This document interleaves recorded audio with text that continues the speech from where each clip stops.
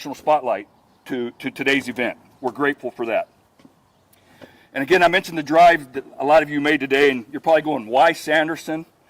You know, what's out here in Sanderson, Texas? And I'll tell you a few reasons. One, of course, the activity we have out here in Terrell County. We're the busiest county and the busiest Border Patrol station between Del Rio, Texas, El Paso, Texas. And that's not a bad thing.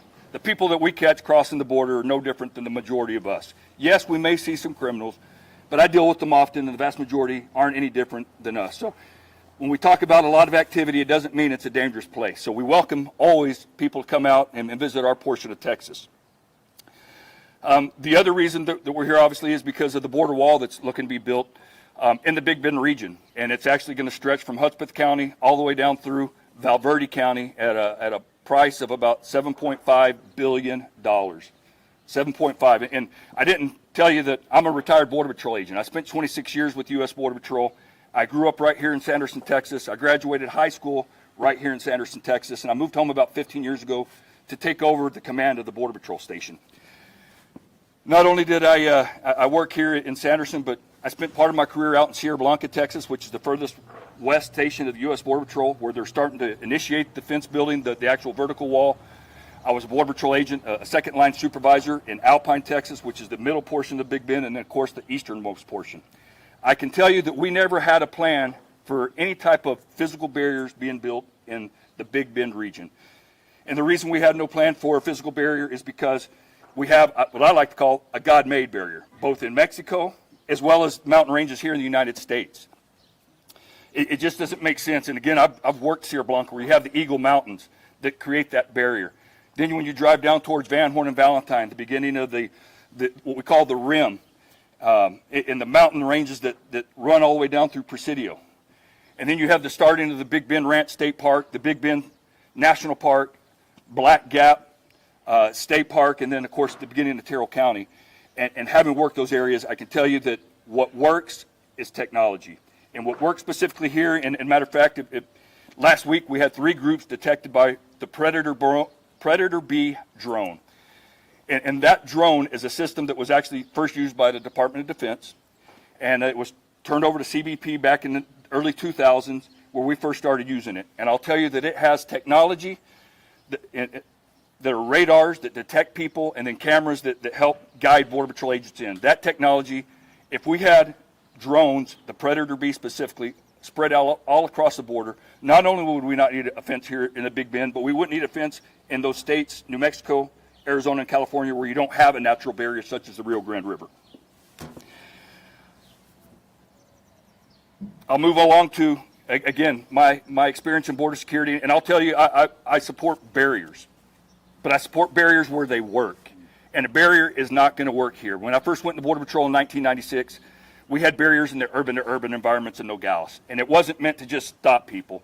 And I think America has a false sense of security that a wall or a barrier is going to solve the problem and secure the border. Well, it's not. People will still, and CBP leadership will tell you this, they're still going to go over it, under it, and through it. It's that combination of whether it's barriers, technology, and most importantly, you have to have a man or a woman with a badge on their chest to go out and make those apprehensions, because we've experienced here where technology detects people crossing, but we just don't have the manpower to go out and respond to apprehend it. I won't touch too much on your points, Mr. Talarico, but his plan that I've had the opportunity to review, I can tell you that both parties speak it. Up in Washington, D.C., they both say the same thing. There may be a little few differences, but again, it's the use of technology. It's the hiring of more Border Patrol agents. It's putting more infrastructure, such as immigration judges and other facilities, down on the border. And then, of course, it's focusing on criminal aliens that do cross the border to make sure that we deal with those properly. We can have a safe and secure border, and we can have a beautiful Big Bend. Again, thank you all for being here. At this time, I'll turn it over to Billy from Far Flung Adventures. Thanks, Dad. Thank you. As Sheriff Cleveland said, thank all of you guys for being here. I would just like to say, as a local business owner and investor in neighboring Brewster County, first of all, we live in the safest part of Texas. The narrative that we hear about how dangerous and what a crisis the border is is complete fabrication. If you look at the facts, the closer you get to the border, the safer our towns are, with Laredo being the safest city in Texas. It's just statistically speaking. And so it is what we have seen. The Department of Homeland Security put out their own border brief in January that touted a 74% reduction in all apprehensions, only to less than a month later declare a crisis on the border. So my question is, which one is it? Did you solve 74% of the problem, or do we have a crisis? It can't be both ways. And so this border wall, to us, locally, it will damage everything that we've worked for, everything that we've invested in as far as our businesses, our way of life. We live on tourism. It is the most beautiful part of Texas. It's the crown jewel of Texas. In 1944, it was a gift to the United States to become a national park, and a border wall or border barrier system through that will do nothing to make Texans safer in any way. What this really represents, in my opinion, is simple federal overreach and a claim of a crisis that does not exist, so that they can build something that they want, regardless of what it does to locals. I'd like to thank James Talarico for coming down to listening to us to see what it's actually like here on the border. And I would like to challenge every person watching this and every person who gets to see this. If you didn't vote, raise the expectations and standards for yourself and vote. And raise the expectations of who you're voting for, that they listen to locals and they're actually here to serve and help us as government is built to do, not to overrun, ignore, and destroy us. So with that, thank you very much.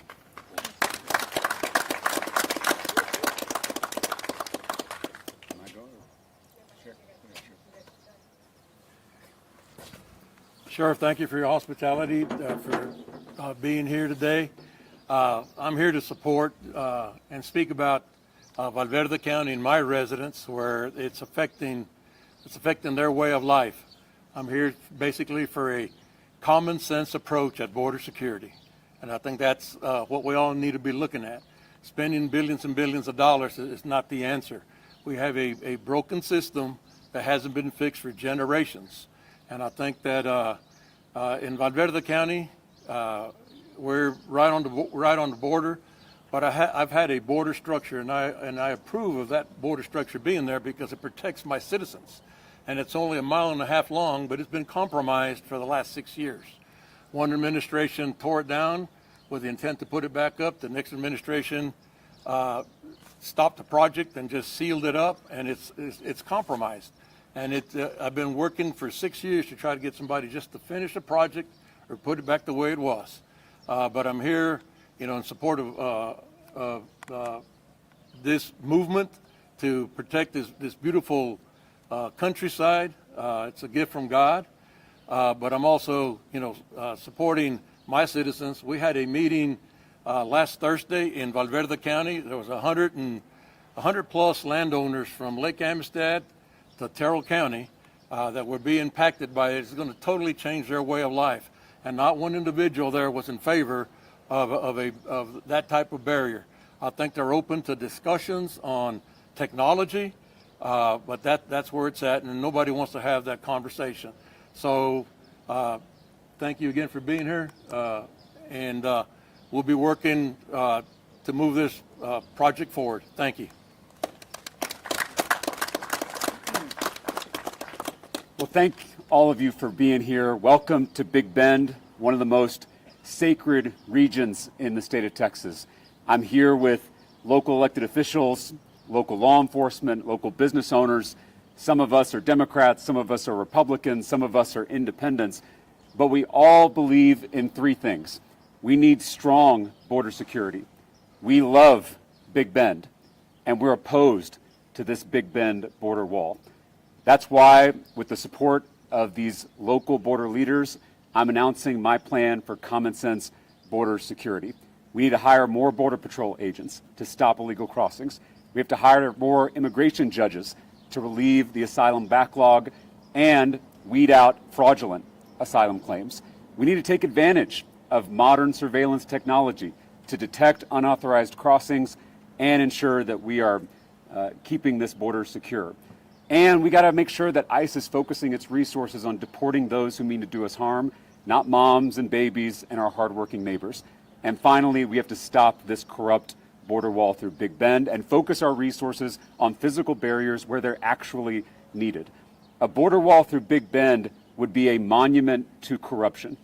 This construction of this useless wall has already been filled with no-bid contracts and backroom deals. Just one contract to just one out-of-state for-profit corporation is going to cost taxpayers $1.7 billion. That's the most expensive contract for border wall construction in Texas history, and it's going to the least trafficked section of the entire southern border and through one of the most sacred parts of Texas.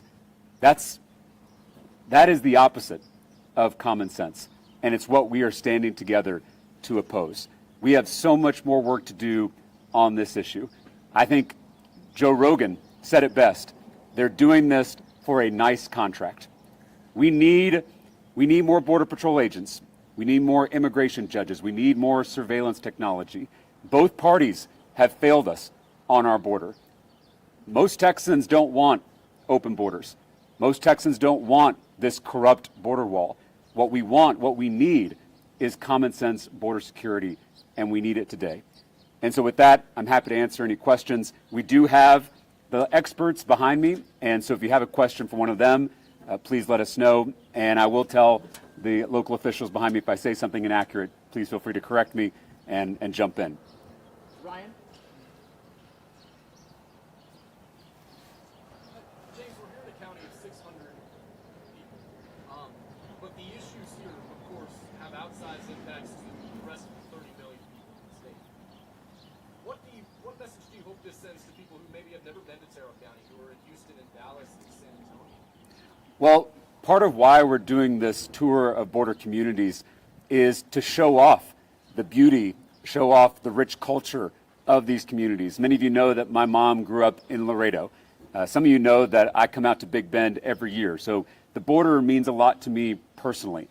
And too often politicians come down here to demonize, to weaponize, to grandstand for their own benefit. And it hurts our local businesses. It hurts our border communities. We're trying to do the opposite with this tour. We are trying to show off the beauty, the culture, the opportunities that are here in our border communities all throughout Texas. And I think we need more elected officials in both parties who are willing to listen to these local officials, who are willing to support and have their backs in Washington, D.C. We haven't seen that. Again, this is a problem in both parties. It's why you've got Democrats and independents and Republicans up here, because both parties have failed us on the border. I have said that Joe Biden and his administration failed us on our southern border. That is clear, and I think these officials would say the same thing. And now we're seeing a different kind of extremism with this corrupt border wall. What most Texans, and I think what most Americans want, is a common sense approach to border security. One that ensures we have enough Border Patrol agents, we have enough technology, we have enough judges to be able to have an orderly, safe process on our southern border. That's not what we have now. I think it's what most Texans want, and they're frustrated that they can't seem to get that from either party. They can't seem to get that from any of our elected officials. I hope that this is the beginning of changing that. Joe?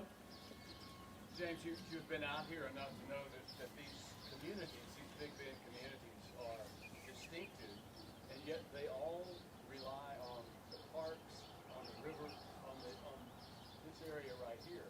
Yeah. Can you share any stories you've heard from local business people in these various communities about how the wall will be devastating? I mean, you just heard from some local business owners here in the region about how devastating this wall would be. As you mentioned, a lot of our communities here in the Big Bend region depend on tourism. They depend on visitors from across Texas, people like me coming from Central Texas to get away and experience this natural beauty, and people across the country who come and visit the parks.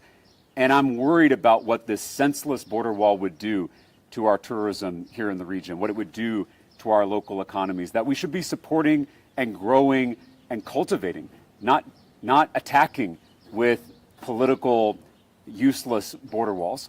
And I think that's something that we need in both political parties across the political spectrum. I'm curious if anybody up here has anything to add on business stuff, if any of our business owners want to add anything. I would just say this, as a local business owner here, this is it's an attack on the American dream of being a small-time entrepreneur. It may not be, may not be devastating to the billion-dollar corporations and that, but to the average person who creates jobs, which really does provide a huge driver of this economy, we are very much just disregarded with the border wall. I mean, we are 100% tourism business. Brewster County is largely dependent on tourism dollars as well. And people come here because it's beautiful, because it's serene, and because of the nature. They don't come here for any industrialized anything. And in fact, I bet you escape Central Texas to get away from the modernization and the industrialization. And therefore, why bring any of that out here? We'll do nothing to increase security, and it will do everything to destroy the economy and the local businesses that support tourism. And, Sheriff Cleveland talked about the $7 billion. You think about if we spent that $7 billion on the surveillance technology that our law enforcement needs, if we spent some of that money on investing in the needs in these communities, we could take the Big Bend region to the next level. And I think that's what we all want. We want it to be more prosperous. We want it to be safer. We want it to attract more tourism. And I think we could do that if we were spending these tax dollars wisely, not wasting them on a useless wall. And again, I just want to emphasize, a physical barrier does make sense in parts of our southern border, especially in the high traffic areas. But this is the least trafficked area along the whole southern border. And so it makes no sense at all. And it's why you're seeing people in both political parties. It's why you're seeing law enforcement, elected officials, business owners all speaking out against it. In these divided times, it's rare to see that kind of consensus on a policy issue, but we have it here. And so it's why this is not a partisan issue. It's why we're all speaking out. We need more people to speak out so that we can protect Big Bend. Again, the crown jewel of Texas. Other questions? Any other questions?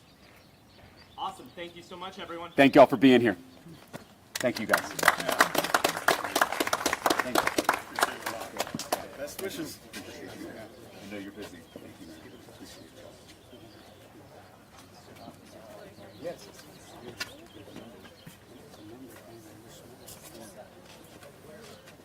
Thank you, Mayor.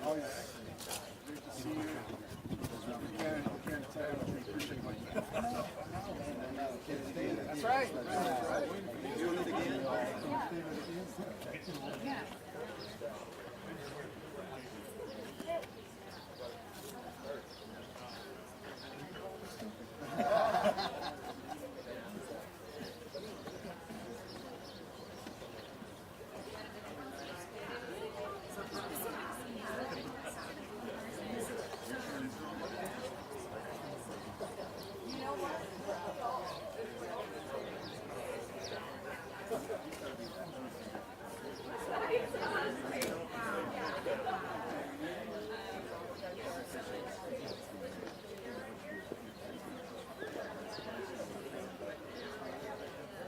Okay.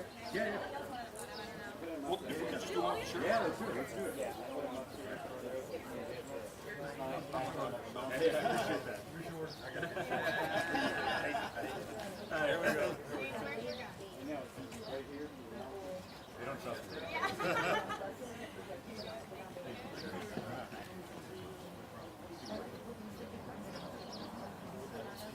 Yes, sir. We got to get Carlos down.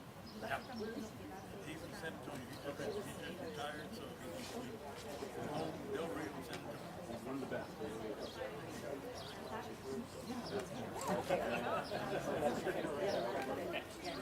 Yeah. Sure.